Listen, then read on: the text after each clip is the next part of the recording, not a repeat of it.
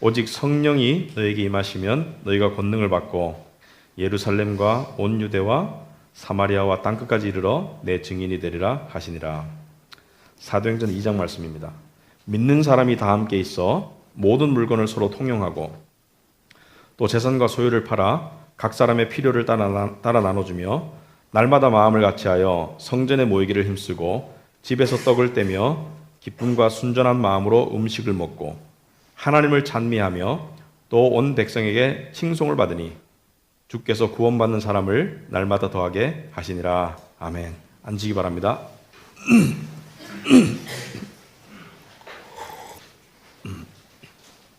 우리 기도하겠습니다.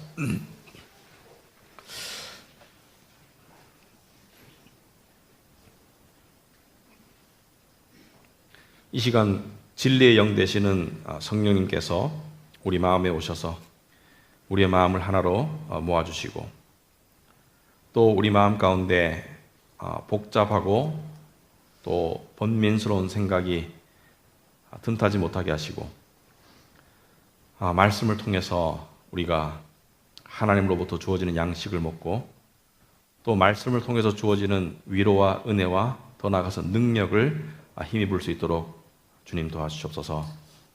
특별히 하나님의 주시는 계명을 우리가 지키는 것이 왜 우리 삶에 필요한가?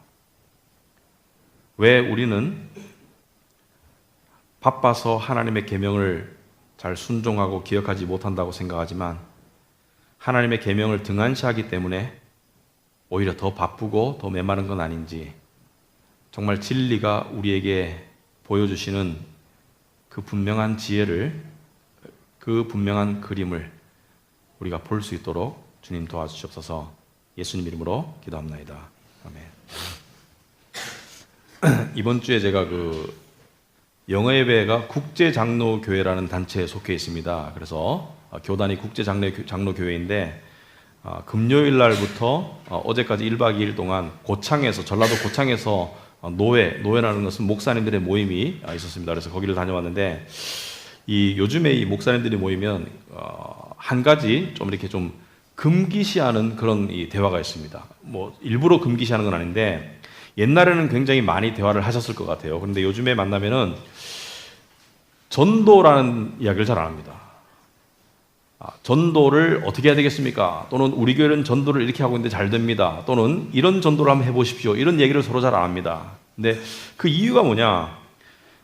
제가 보니까 첫째는 불편합니다. 그런 이야기를 하기를. 왜냐하면은 전도가 잘 되지 않는 실정이기 때문에 전도 이야기를 하면은 목사님들이 좀 불편해요. 성도들도 마찬가지고. 왜냐하면 사람이 좀 불편한 대화 중에 하나가 안 되는 거를 자꾸 이야기하면 불편합니다. 조금이라도 가망이 있으면 얘기하면 안 불편한데 안 되는 거를 이야기하고 서로 해야 된다고 말하면은 상당히 불편합니다. 그런 얘기 쓸데없다 해서 괜히 힘 빠진다. 그리고 또 목사님들도 또한 성도들에게 전도 이야기를 하기가 상당히 곤란합니다. 왜냐하면은 힘든 걸 알기 때문에 괜히 성도들 안 그래도 삶이 힘들죠. 안 그래도 삶이 힘든데 괜히 전도 얘기해가지고 불편하지 않냐.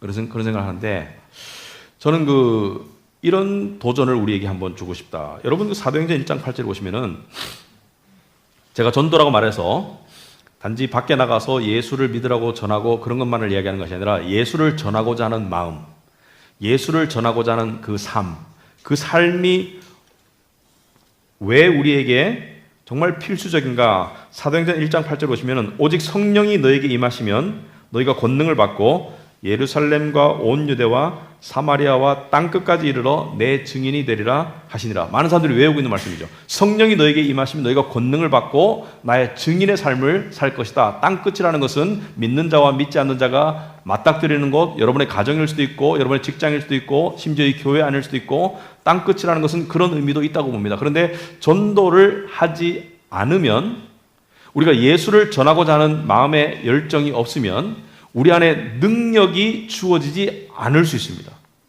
그래서 많은 사람들은 너무 힘들고 바쁘고 피곤한데 어떻게 예수를 전할 수 있는가? 그런데 뒤집어 놓고 보면은 예수를 전하려고 하는 그 의지와 그러한 어떤 그 열정이 없으면 우리 안에 능력이 없게 돼요. 그러니까 더 바쁘고 더 메마를 수 있습니다. 그리고 사도 바울은 우리가 성경 말씀 볼 때 좀 불편한 말씀들이 있습니다. 그래서 우리가 골라 먹는 재미가 있죠. 성경도 시편이나 또 이게 우리가 좀 이렇게 읽어서 부담 없이 넘어갈 수 있는 그런 말씀을 보는데, 사실 성경은 골라 먹은 편식이 되겠죠. 그런데 읽어서 불편한 말씀들이 있어요. 예를 들어서 고린도전서 여러분 주보에 보시면 1장이라도 있는데 잘못됐습니다. 9장 16절에 보시면 이런 말씀이 있습니다. 사도 바울이 하는 말이, 내가 복음을 전할지라도 자랑할 것이 없음은 내가 부득불 할 일이다. 그죠? 복음을 전하는 것은 내가 할 일이다. 만일 복음을 전하지 아니하면 내게 화가 있을 것이로다. 여러분, 이런 말씀을 들으면 좀 부담스럽지 않습니까? 복음을 전하지 않으면 내게 화가 있을 것이다. 무슨 뜻이냐? 하늘에서 벼락이 떨어진다는 뜻이냐? 여러분, 이 사도 바울이 내가 복음을 전하지 않으면 내게 화가 있다는 것은 무슨 뜻일까요? 무슨 의미로 이 말을 했을까요? 복음을 전하지 않으면 무섭다는 말입니까? 화를 당할까 봐? 아니면 복음을 전하긴 해야 되는데 부담스럽다는 말입니까? 아니면 심지어 죄책감이 든다는 말입니까? 저는 그 어느 것도 아니라고 생각합니다. 왜냐하면 이 화라는 뜻이 원어상의 의미가 깊은 고통과 슬픔을 이야기합니다.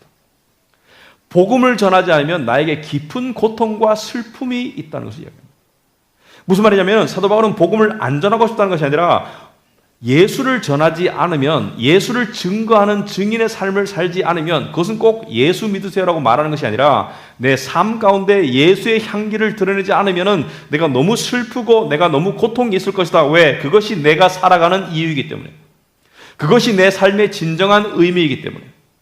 그러니까 내가 예수의 향기를 드러내는 삶을 안 사는 자체가 내 삶이 무의미해지고 내 삶에 능력이 없고 내 삶에 의미가 없다는 것을 의미하기 때문에 사도 바울은 그 삶을 거부하는 거예요.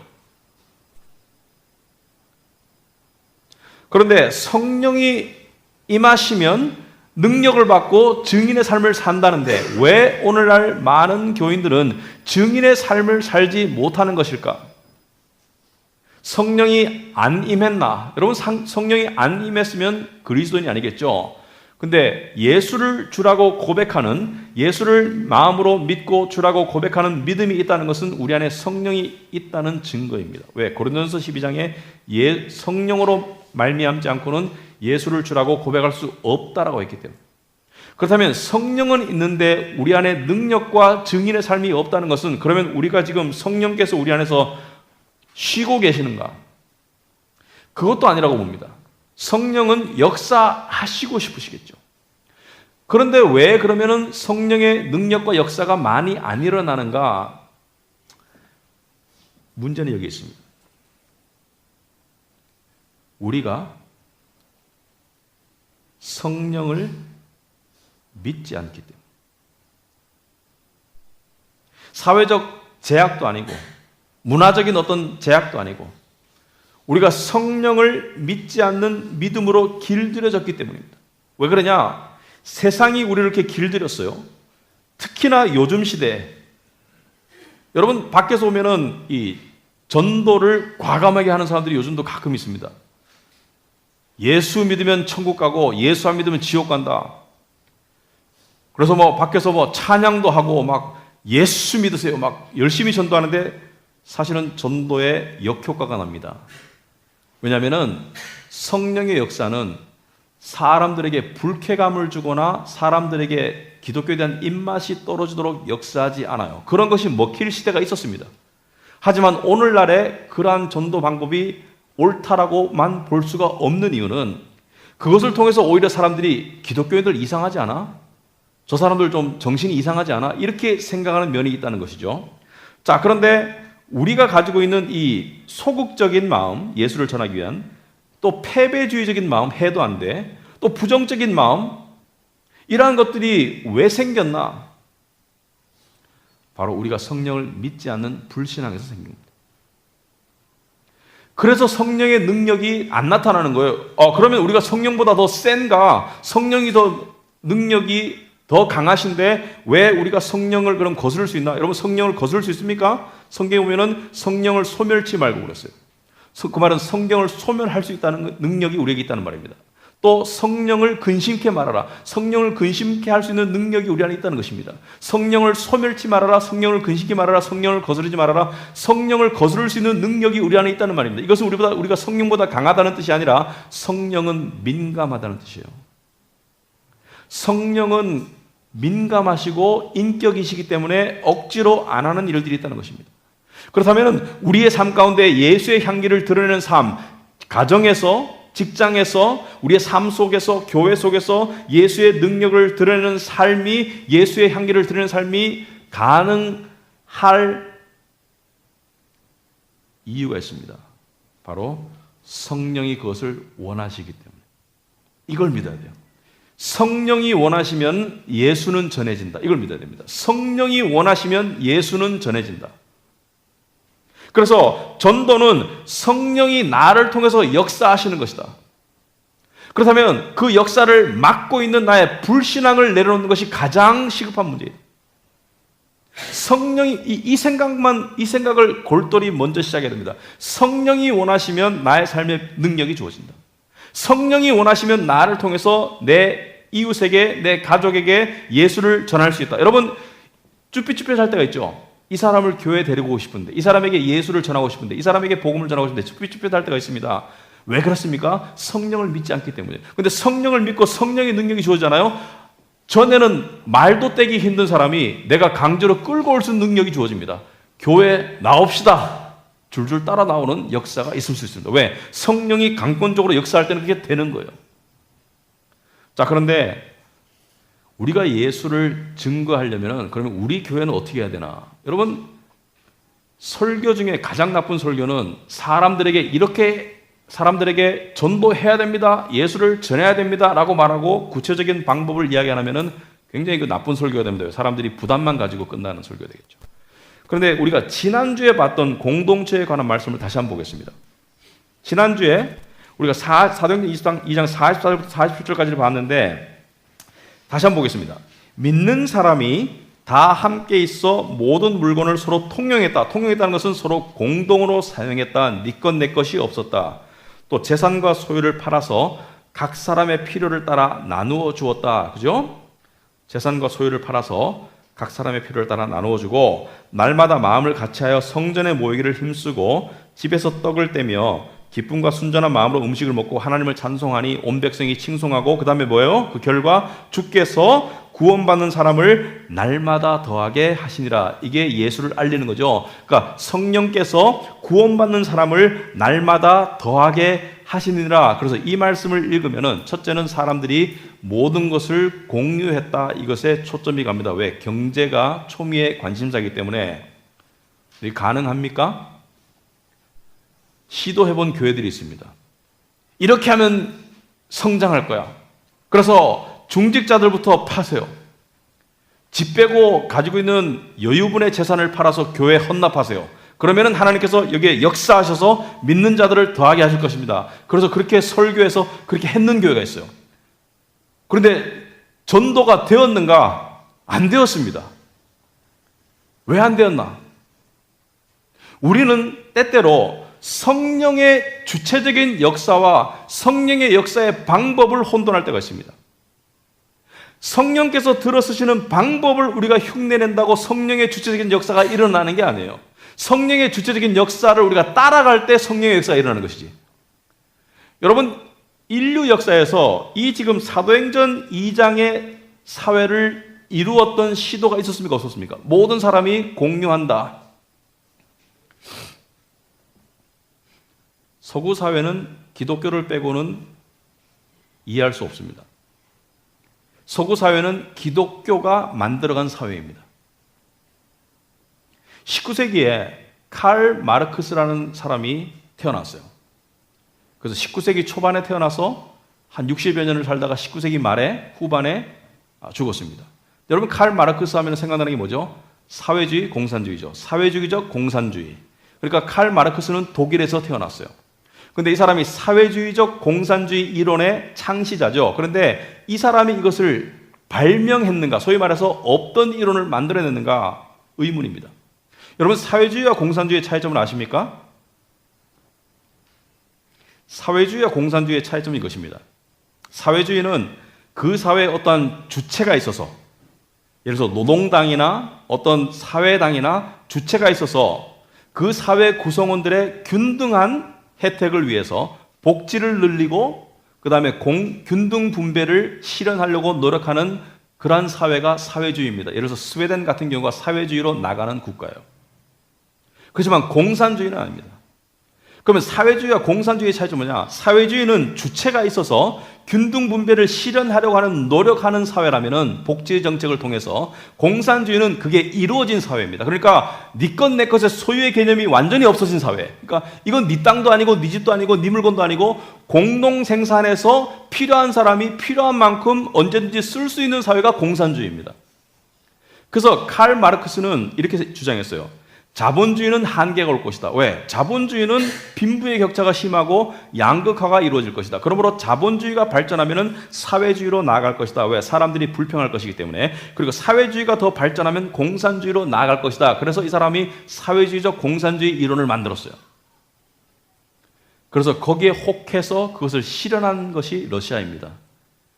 근데 칼 마르크스는 이 자본주의로부터 사회주의, 공산주의로의 진보와 발전은 인류 역사의 필연적인 결과가 될 것이다. 자연스러운 결과가 될 것이다. 레닌은 기다릴 수 없다.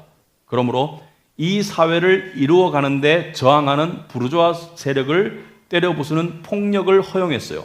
칼 마르크스는 폭력을 허용하지 않았습니다. 사회주의, 공산주의로의 발전은 저절로 이루어질 것이다. 레닌은 이것을 이루기 위해서, 앞당기기 위해서 폭력을 허용해야 된다. 그래서 공산주의 혁명을 했죠. 그런데 우리가 칼 마르크스의 삶을 살펴보면 이 칼 마르크스가 만들어낸 사회주의, 공산주의는 어디서 나왔는가? 저는 이것을 성경에서 나왔다고 주장하고 싶습니다. 성경에서 나왔다. 왜? 이 사람은 독일 사람이었지만 유대인이었어요. 그리고 집안이 랍비 집안이었습니다. 친가도 그렇고 외가도 그렇고. 이 19세기에 유대인은 유대교인입니다. 유대교인은 종교가 유대교입니다. 그래서 유대인이 유대교를 떠난다는 것은 이것은 목숨을 건 모험입니다. 왜? 집안과 민족을 배신하는 행위이기 때문에. 오늘날도 힌두교인이 힌두교를 거부한다, 이슬람이 이슬람을 거부한다, 왕따 당하고 죽을 수 있습니다. 그러니까 유대인이 유대교인을 거부한다는 것은 유대인의 정체성을 거부하는 것인데, 칼 마르크스는 굉장히 열정적이고 이상주의자이기 때문에 그것을 실행에 옮겼어요. 그래서 유대교를 떠나서 가톨릭으로 갑니다. 그런데 가톨릭을 얼마 동안 추구하다가 또 개신교로 갔어요. 그러니까 칼 마르크스는 왜 유대교인이 가톨릭으로 갔었고 가톨릭이 개신교로 갔었나? 왜냐하면 그는 이상을 추구했고 진리를 추구했고 진리를 원했어요. 그래서 혁명적인 선택을 해서 유대교인이 가톨릭이 되었다가 기독교인이 되었다가 나중에는 종교를 거부합니다. 왜? 자기가 원하는 것을 발견하지 못했어요. 그래서 그는 이상주의로 돌았습니다. 자, 신을 발견할 수 없으니 인간의 노력으로 이상주의를 만들어보자. 그래서 만들어낸 것이 사회주의, 공산주의 이론인데, 이것이 어디에서 나왔을까? 그가 인정한 적은 없지만 많은 학자들은 그것이 성경에서 나왔을 것이다. 특별히 오늘 우리가 읽은 사도행전 2장에서 나왔을 것이다. 여러분 44절과 45절 다시 한번 읽어봅시다. 믿는 사람이 다 함께 있어 모든 물건을 서로 통용하고 또 재산과 소유를 팔아 각 사람의 필요를 따라 나눠주며 이것을 실현한, 이것이 공산주의 이론의 바탕 이론입니다. 이 말씀을 바탕으로 칼 마르크스는 사회주의와 공산주의를 만들었다고 많은 사람들이 추측합니다. 그런데 칼 마르크스가 주창한 대로 실험을 해본 결과 우리가 원하는 사랑의 공동체가 만들어졌나요?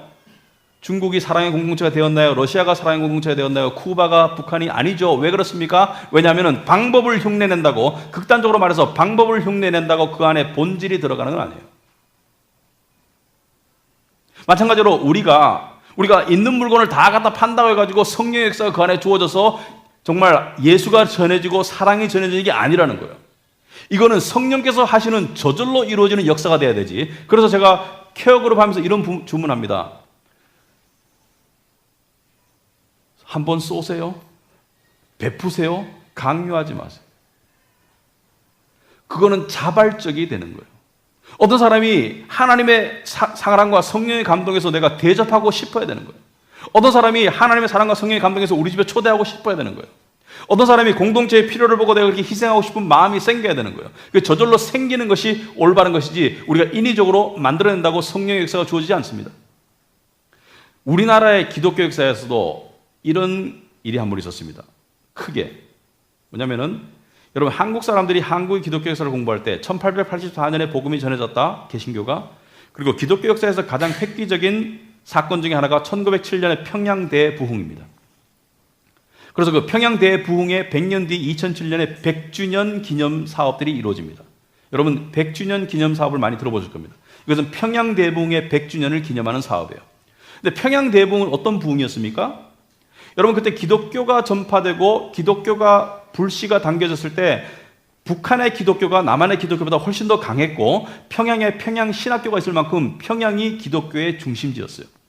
근데 그럴 때 평양에서 전국적인 사경회, 그러니까 교회 지도자들이 약 1000명 이상 모여서 큰 사경회가 열립니다. 그때 평양에는 아마 대한민국에서 제일 큰, 오늘날 말하면 메가처치 장대현 교회라고 있었습니다. 장대현 교회가 큰 교회였어요. 2000명 정도 모이는 큰 교회였는데 이 교회에서 사경회가 벌어졌는데 그 교회 평신도들하고 전국에서 온 교회 지도자들하고 약 3000명 정도가 사경회를 1907년 1월 2일부터 1월 15일까지 합니다. 약 2주간에 걸쳐서.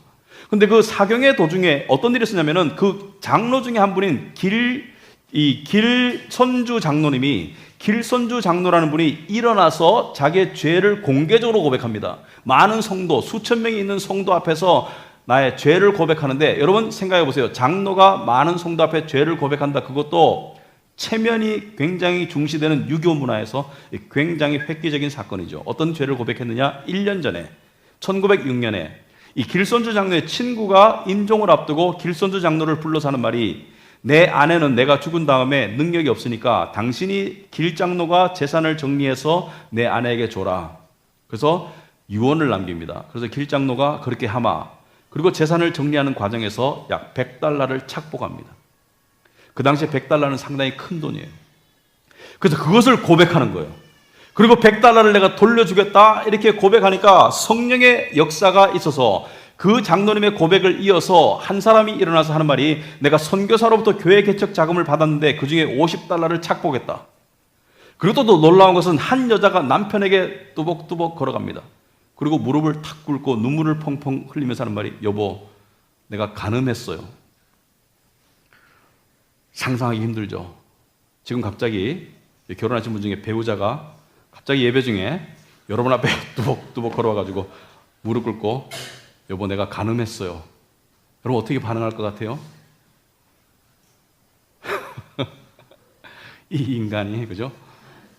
자 그런데 용서가 됐었습니다. 성령이 역사하시고 용서가 됐어요. 그래서 그 죄의 고백과 눈물과 회개가 밤새도록 이어집니다. 그래서 거기서 시작된 성령의 역사가 전국적으로 불길처럼 번지면서 교회가 부흥하기 시작했고 그리고 그때 우리나라의 전통인 세계에서 유일회를 찾아볼 수 없는 우리 교회도 없는 새벽 예배가 시작됩니다. 그래서 한국 교회는 새벽 예배가 아주 특징입니다. 근데 우리는 왜 안 하는가? 우리는 하나님의 교회이기 때문에 안 합니다. 해도 되고 안 해도 됩니다. 하면 좋을 수도 있고 안 해도 죄가 아닙니다. 그러나 한국 교회 좋은 전통입니다. 새벽 예배가 시작됐어요. 또 안 하는 이유는 해도 여러분들이 안 올 거기 때문에 안 합니다. 물론 오실 분들이 있겠죠. 열쇠를 드리겠습니다. 자, 그런데 이 평양대부흥을 많은 사람들이 기억해요. 역사 속에서 있었던 정말 획기적인 부흥의 역사를 2007년에 와서 기념했었습니다. 100주년 기념사업. 좋죠. 기억해야 될 역사죠. 그런데 거기서 조금 잘못 나간 게 있었습니다. 이 평양대부흥을 재현하자는 운동이 생깁니다. 평양대부흥을 재현하려면 어떻게 해야 되느냐? 그래서 억지로 사람들을 강당에 모아놓고 죄를 고백합니다. 지도자가 죄를 고백하고 그리고 새벽 기도가 있었으니까 특별 새벽 기도가 그때 생겼어요. 특별히. 그래서 부흥을 재현하기 위한 많은 노력들이 했지만 결국 어떻게 했습니까? 다 실패했죠. 왜 그렇습니까? 성령의 역사는 인간 주도적으로 일어나지 않습니다. 성령의 역사는 항상 성령 주도적으로 일어납니다. 인간의 계획과 프로그램에 의해서 일어나지 않습니다. 성령께서 한 교회를 움직이실 때 그 교회를 움직이시는 성령의 음성과 성령의 인도하심에 민감하게 지도자들이 반응할 때 그 교회가 성령을 쫓아가게 되지만, 한 교회가 성령을 쫓아가는 모습 속에서 부흥이 일어났다고 해서 우리도 저렇게 하면 될 거야 라고 많은 교회들이 그것을 흉내내지만 똑같은 부흥은 오지 않습니다. 왜? 성령의 주체적인 역사를 순종하는 것이 중요하지 내가 방법을 흉내내는 것이 아니기 때문에. 우리가 최근에 케어 그룹을 전 세대를 섞었습니다. 어느 누구도 이렇게 하자고 미리 주장하지 않았습니다. 우리가 고민하고 모이고 기도하는 가운데 저는 성령께서 이렇게 인도하신다고 생각합니다. 세대를 아울러서 하나가 되는 복음의 능력을 성령께서 보이기를 원하신다.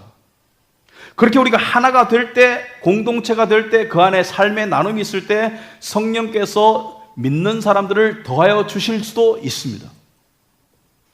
여러분, 성령께서 어떤 공동체나 어떤 지역이나 어떤 나라에 역사하면은 이런 일들이 일어납니다. 성령께서 주체적으로 역사하시면은 첫째는 그 공동체 안에서 잠자던 교인들이 깨어납니다. 소위 말해서 힘없고 메마르고 그리고 그냥 교회만 왔다 갔다 하는 그런 메마른 성도들이 깨어나서 삶에 힘이 생깁니다. 이것은 교회 안에서만 말하는 게 아니에요. 성도가 깨어나면은 사회 속에서도 그 힘이 나타나요. 그래서 담대해지고 겸손한 당당함이 생깁니다. 직장에서도 옛날에는 잘릴까봐, 불이익 당할까봐 겁을 냈다면은 성령이 우리 안에 들어오면은 직장에서도 담대해지는 거예요. 잘라라. 하나님이 고용하시겠지. 네가 나를 자르다가 네가 잘릴 수도 있겠지. 이런 생각이 듭니다. 성령이 역사하시면은 담대함이 생기는 거예요. 성령이 역사하시면은 전에는 이득을 위해서 하던 거짓말들이 어려워집니다. 진실을 말하기 시작해요. 불이익을 감수하고도 진실을 말합니다. 왜? 진실을 말하는 것이 더 중요하니까. 성령이 역사하시기 시작하면은 전에는 내가 전하긴 전해야 되는데 이 사람에게 예수 믿자고 해야 되는데 그게 아니고요. 성령이 역사하면은 교회 와보실래요? 이런 식으로 이렇게 담대하게 부끄러움 없이 이렇게 할 수 있는 역사가 되고요. 그래서 잠자던 믿는 사람들이 깨어나고, 둘째는 교회를 다니던 거듭나지 않은 영혼들이 거듭납니다. 그러니까 교회 안에는 있지만은 거듭나지 않은 사람들이 성령의 역사하면 거듭나요. 그래서 성령의 역사하면은 이런 간증들이 많이 생깁니다. 이때까지 그냥 교회만 다녔는데 이게 예수를 믿는 거구나. 이제 알겠어. 이런 사람들이 생겨나요. 구원의 확신이 이런 거구나. 천국 간다는 것이 이런 거구나. 하나님의 자녀 되는 것이 이런 거구나. 이걸 알게 되는 사람들이 늘어나고요. 또 성령이 역사하면은 교회 밖의 사람들이 교회로 오기 시작합니다. 왜? 뭔가 매력적인 일이 일어나니까. 그래서 교회를 방문했는데 몇 명이 방문하는가 중요한 게 아닙니다. 성령께서 역사하시는 교회는 방문하고 나면은 또 오고 싶어지는 게 정상이에요.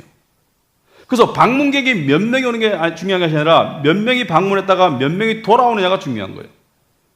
근데 성령께서 이끄시면 사람들이 여기 뭔가 좀 이상하네. 여기 뭔가 좀 다르네. 여기 뭔가 좀 편하네. 여기 뭔가 좀 매력이 있네. 이런 역사가 일어나는데 이게 무슨 스피커 크게 하고 무슨 제가 마이크 2개 잡고 소리 지르고 이런다고 되는 게 아니고요. 잔잔하게도 일어날 수 있는 게 성령의 역사입니다. 그래서 우리는 이걸 기도해야 됩니다. 늘 개인적으로, 교회적으로, 국가적으로 성령께서 역사하기를 기도해야 됩니다. 내 가정에 성령이 역사하도록, 내 삶에 성령이 역사하도록, 내 교회에 성령이 역사하도록. 그러면은 성령이 역사하면은 교인들이 모이기가 기뻐요.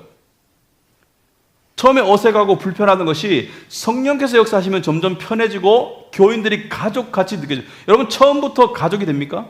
안 되지 않습니까?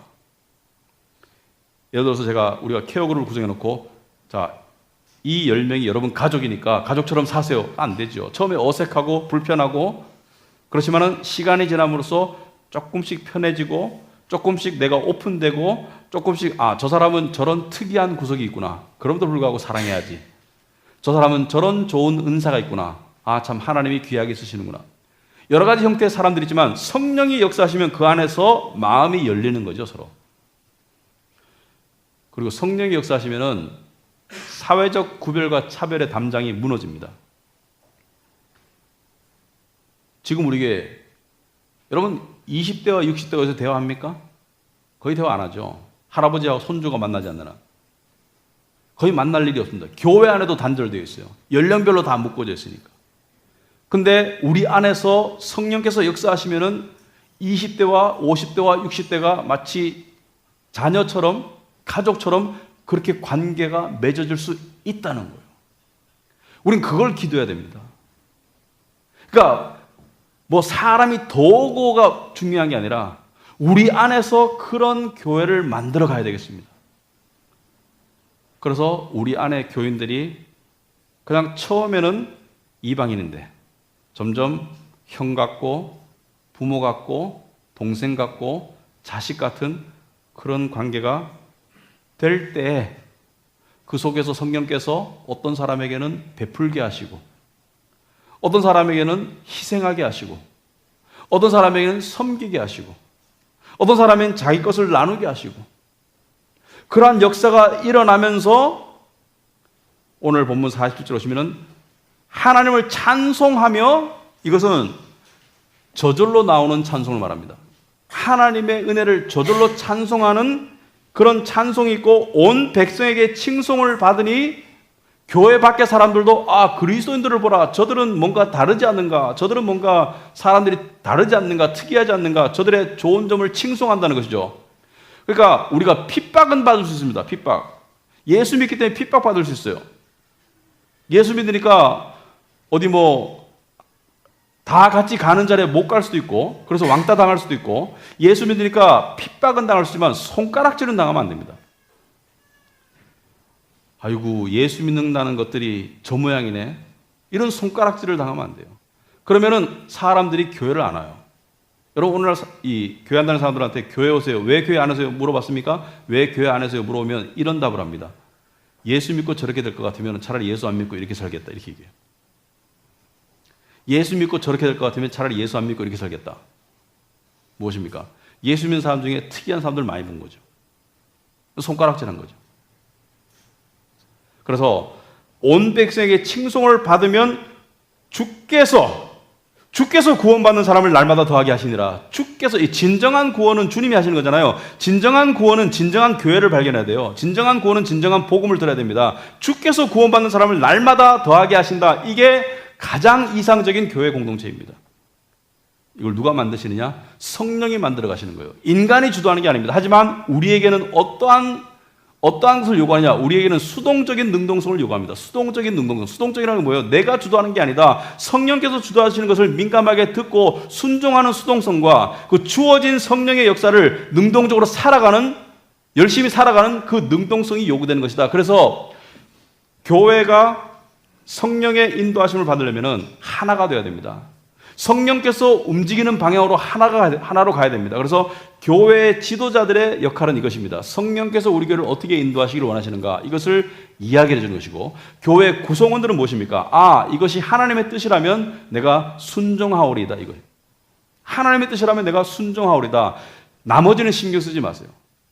교회가 재정이 펑크나건 플러스가 되건 교회가 늘건 줄건 그거는 물론 신경 안 쓸 수는 없지만 그것은 부차적인 문제입니다. 그 하나님이 알아서 하실 거예요. 우리에게 주어진 임무는 우리가 할 수 있는 겁니다. 여러분 우리 마음대로 교회 키울 수 있습니까? 어떤 분들은 그래요. 내가 손대면 교회가 3년 안에 7배 성장한대요. 글쎄요. 성장시킬 수도 있겠지만 그게 성령 주도의 하나님의 합당한 성장인지는 모르겠습니다. 사람이 키울 수가 없어요. 그러나 우리가 할 수 있는 게 있습니다. 뭐냐? 성령의 하시는데 순종할 수 있습니다. 그러면은 여러분 보고 위대한 일을 대단한 계획을 세우라는 것이 아니라 여러분의 공동체 안에 사람을 사랑하는 것, 그 사람들의 이야기를 들어주는 것, 그 사람들을 위해서 기도하는 것, 여러분 할 수 있죠? 그 사람들의 관심을 가지는 것. 불편함을 무릅쓰고 그 사람들을 알아가려고 노력하는 거 할 수 있습니다. 또 새로운 사람들이 왔을 때 친절하게 다가가는 거. 여러분, 사람들이 이렇게 얘기합니다. 어떤 분들이 이렇게 얘기하더라고요. 아, 이 교회는 좀 특이하다. 와도 주소를 안 묻는데요, 전화번호하고. 그게 우리 교회 전략이네요. 또 오게 하는. 전략이 아니고요. 불편하지 않습니까? 그리고 우리가 얼마나 잘났다고 오자마자 붙잡아 두려고 합니까? 우리가 제일 잘난 교회는 아니지 않습니까? 그 사람에게 선택할 수 있는 권리를 존중하는 거죠. 오기를 원합니다. 우리 교회에 정착하기를 원하고요. 우리 교회 등록교인이 되기를 원합니다. 당연히 원합니다. 하지만 그 사람을 사랑하고 존중하는 마음도 필요합니다. 그래서 적당한 시간이 되면은 우리가 그들에게 전화번호도 물어볼 수 있고 자연스럽게 그렇게 하는 것이죠. 근데 중요한 건 뭡니까? 이 교회를 방문했을 때 사람들이 자기를 대하는 그런 모습 속에서 무엇을 느껴야 됩니까? 성령의 역사를 느껴야 됩니다. 그냥 사람이 왔으니까 해야 되기 때문에 또는 우리 교회를 전해야 되기 때문에 그것도 중요하지만은 우선적으로 저기 새로운 분이 오셨는데 조금 혼자 계신 것 같구나. 내가 다가가서 말을 한번 걸어봐야지. 저 사람에게 관심을 보여봐야지. 저 사람이 뭘 궁금해할까? 한번 이야기를 해줘봐야지. 그래서 결국은요, 성령의 역사는 성령이 불같이 역사하시면은 사람들이 갑자기 방언을 하고 어떤 초자연적인 역사가 있을 수 있지만 오늘날은 그런 역사가 상당히 많이 줄었습니다. 성령의 역사는 사랑과 희락과 화평과 오래 참음과 자비, 양선, 충성, 온유, 절제, 성령의 열매가 나타나는 그런 역사라고 볼 때 우리 안에 지금까지 성령께서 역사하셨습니까? 안 하셨습니까? 이거 묻고 있습니다, 여러분. 그러니까 저를 기분 좋게 하기 위해서 역사하셨다고 말하지도 마시고 저를 열받게 하기 위해서 역사 안 했다고 말하지도 마시고 역사했습니까? 안 했습니까? 여러분 스스로를 돌아보세요.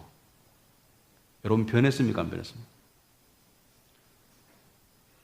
여러분의 성품이 변했다면, 여러분의 신앙이 자랐다면 성령께서 하신 거예요.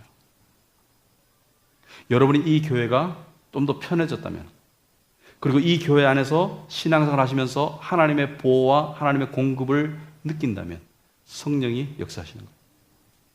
그런데 그거 가지고 만족하지 맙시다.